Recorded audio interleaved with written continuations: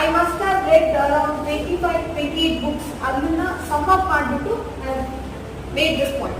So the number one point is punctuality. Punctuality ಅಂದ್ರೆ being on time. ನೀವು late ಆದ್ರೆ ಏನಾಗುತ್ತೆ, ನಿಮ್ಮನ್ನ ಸ್ವಲ್ಪ ಕಾಯ್ತಾರೆ.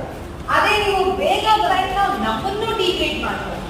ಇಬ್ಬರನ್ನು ಕೂಡ ಈಕ್ವಲ್ ರೆಸ್ಪಾನ್ಸಿಬಿಲಿಟಿ ಟ್ರೀಟ್ ಮಾಡೋದು by being punctual, on time. And the second point is honesty. Now what is honesty? Now yes, Vidisha. ನಾನು ಏನು ಸುಳ್ಳು ಹೇಳ್ಬಾರ್ದು. ನಾವು ಯಾರು ಕೇಳಿದಾಗ ಸತ್ಯನೇ ಹೇಳ್ಬೇಕು, ಸುಳ್ಳು ಯಾವುದು. ನಾವು ಯಾವುದೇ ಕಾರಣಕ್ಕೂ ಸುಳ್ಳು ಹೇಳ್ಬಾರ್ದು. ಮನಸ್ಸಿಂದ ಒಂದು ವಿಷಯ ಟ್ರೂತ್ಫುಲ್ನೆಸ್, ರೈಟ್?